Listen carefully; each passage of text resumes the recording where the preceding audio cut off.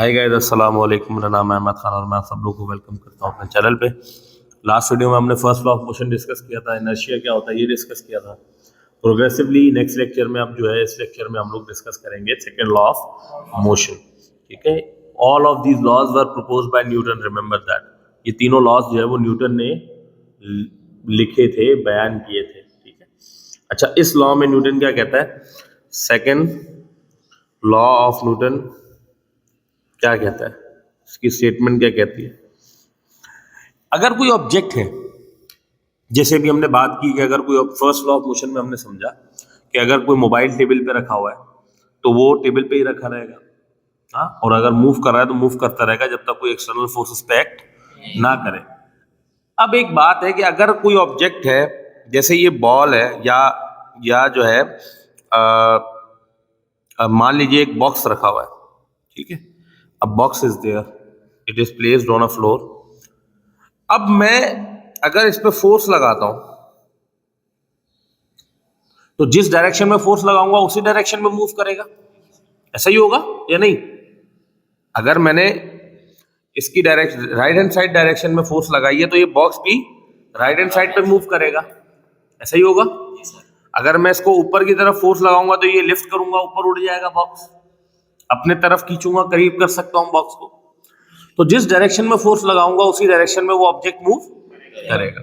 ठीक है, और जितनी ज्यादा फोर्स लगाऊंगा उतनी ज्यादा तेजी से मूव करेगा, ऐसा ही होगा। मैं अगर इसको बहुत ज्यादा तेजी से पुश करूंगा तो ये उतनी ही ज्यादा तेजी से आगे की तरफ जाएगा कि नहीं जाएगा? जाएगा।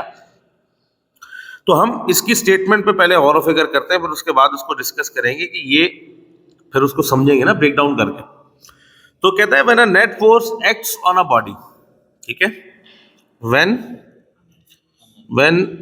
अ net force acts on a body. अब नेट फोर्स का मतलब क्या है? नेट फोर्स का मतलब कि जो उसकी अपोजिशन फोर्स है उसको कैंसिल कर दिया उसने, इनर्शिया से आगे की बात है। ठीक है, अब वो ऑब्जेक्ट मूव कर रहा है, नेट फोर्स कहलाती है। When a net force acts on a body, जब उसके ऊपर एक बॉडी पे नेट फोर्स एक्ट करती है तो होता क्या है? It produces what? It produces acceleration, है ना? वो फोर्स उसमें क्या प्रोड्यूस करेगी बेटा? Acceleration in the direction of what? In the direction of force. जिस डायरेक्शन में फोर्स लगी उसी डायरेक्शन में एक्सेलरेशन प्रोड्यूस होगी। यहां तक बात समझ आई?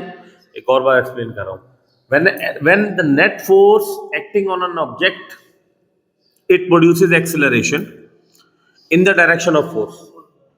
जिस डायरेक्शन में फोर्स लगी उसी डायरेक्शन में एक्सेलरेशन प्रोड्यूस करेगा। ठीक, ठीक है। और अब वो जो फोर्स है या तो एक्सेलरेशन है, तो एक्सेलरेशन जो प्रोड्यूस हो रही है दैट इज अब एक्सेलरेशन ज्यादा फोर्स होगी तो एक्सेलरेशन ज्यादा होगी, तो मतलब the acceleration is directly proportional to what? Directly proportional to force. Directly proportional to force. ठीक है, एंड अगर मास बढ़ा दूंगा तो एक्सेलरेशन कम हो जाएगी, ऐसा ही होगा। अगर फोर्स उतनी रखूं तो जितनी फोर्स से मैं इस मोबाइल को मूव कर सकता हूं, एक्सेलरेट कर सकता हूं, उतनी फोर्स से ट्रक तो अपनी जगह से हिलेगा भी नहीं। तो मतलब अगर मास बढ़ेगा तो एक्सेलरेशन कम हो जाएगी। तो मतलब एक्सेलरेशन जो है it is inversely proportional. It is inversely proportional to what? Proportional to mass. Acceleration is inversely proportional to mass of the object और द बॉडी। ठीक है बेटा, ये इसकी कंप्लीट स्टेटमेंट है। तो when a force is acting on a body, it produces acceleration in the direction of force. The acceleration is directly proportional to force and inversely proportional to mass. ठीक है, अच्छा, अब इसको मैथमेटिकली कैसे लिखेंगे मुझे बताओ? कि acceleration is directly proportional to force and acceleration is inversely proportional to ऐसा ही है? हाँ, अच्छा, इन दोनों को जरा कंपेयर करें तो acceleration is directly proportional to force, sorry, अच्छा, acceleration is directly proportional to force and inversely proportional to mass. इन दोनों को कंबाइन करके ये बनेगा बेटा। जब आप प्रोपोर्शनलिटी का साइन हटाएंगे तो A is equals to constant K F upon force upon mass. Proportionality का साइन हटेगा तो इक्वल टू लगेगा, ये एक्सप्रेशन बनेगा। अब इसको आगे लेके चलते हैं। अच्छा जी, फोर्स किसके बराबर आ रही है बेटा? F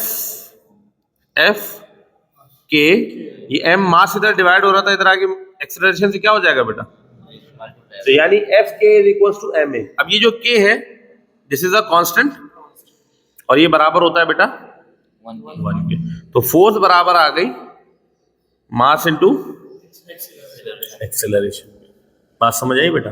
and this is the formula that you use to evaluate force. Force मालूम करने के लिए यूज करते हैं। और ये जो ड्राइव होता है ये सेकेंड लॉ ऑफ मोशन की स्टेटमेंट से ही ड्राइव होता है।